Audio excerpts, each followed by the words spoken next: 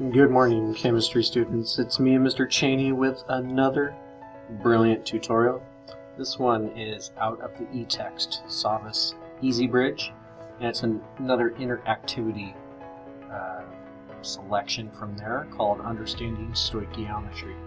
Basically, stoichiometry is a fancy chemistry way of saying counting things and balancing equations when it has to do with chemicals and molecules and elements and that sort of thing. So that's what we're going to be working on today. Here's how it works. When you go into the Savvas, you can click this link right here on the assignment. It'll show you a broader view of your assignment. So right here, set that one down in Unit 4. So when you click that link, it should take you to here, and this is the activity. So once it opens up, you're going to see that there's, I think there was 6 steps. Now there's 8 steps. And so what you want to do is actually click on the instructions and read. I know, you have to read it at school. Weird. You are taking a break from learning chemistry to order the parts to build 3 bicycles. You can buy each frame separately, but the wheels are only sold in sets of 2. Drag the correct number of frames and wheels to the checkout area. Then select check answer to see if you got it right. So we're trying to build 3 bicycles, and we have frames and we have wheels. So this one's pretty simple.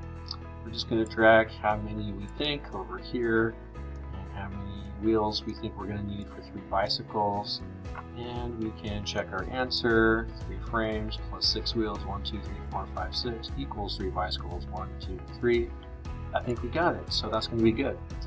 So on these interactivity things from the textbook, they do answer it, or they grade this for you, so make sure you're getting these correct answers because the score goes directly into Google Classroom. So frame 2, we're going to be doing the calculations for kilograms. And so the instructions are when the parts are shipped, you will be charged a shipping fee based on their total mass. Fill in the table to determine the mass of multiple frames, wheels, and whole bicycles. So it's telling us number of bicycles 1. The frame weighs 6.3 kilograms. The mass of 2 wheels weighs 1.4, so if you add those together, you're getting 7.7. So we're just going down and calculating for 2 bicycles, 3 bicycles, and 4 bicycles.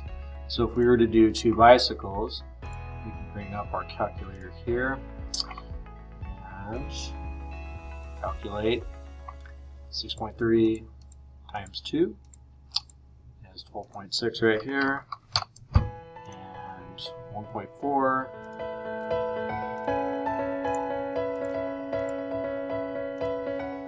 times 2 is 2.8,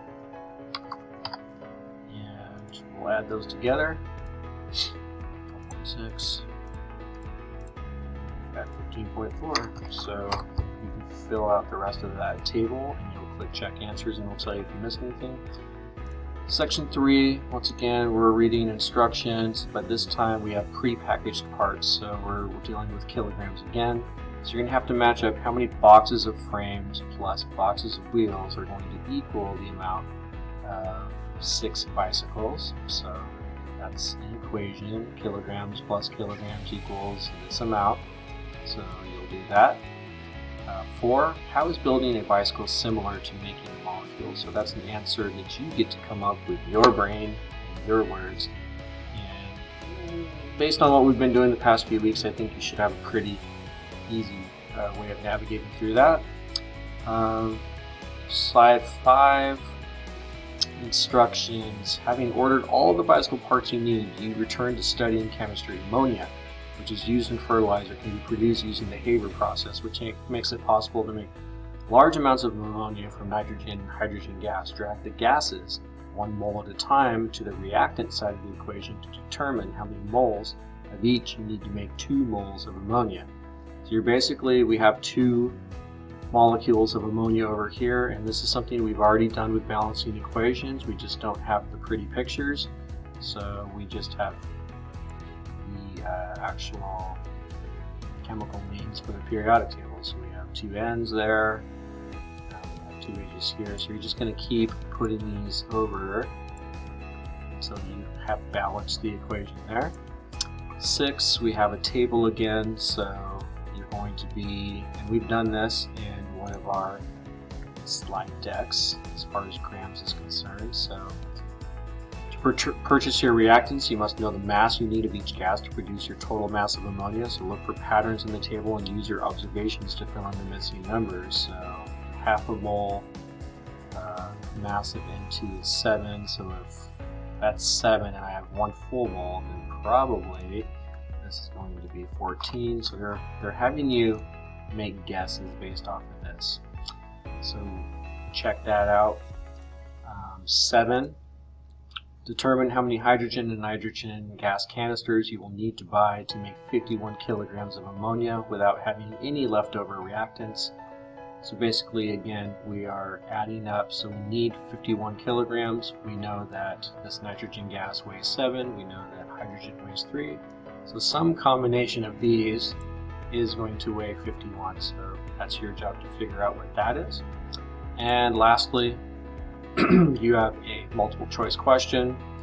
The Haber process is used to make ammonia on an industrial scale. If you want to produce 10 metric tons of ammonia, how would you calculate the mass of the reactants needed? So you'll go through that and answer the question. And once again, as a reminder, these answers will be graded by the textbook, not by me, and your score will go directly to Google Classroom for me to put into Alice. So make sure you're reading and checking answers before you go up here to check mark. And once all of these are checked and you've done them all, then this should say turn in and you should be good to go. And that is the activity, the interactivity for the assignment. Obviously I'll be in class to help, and I will see you back in class.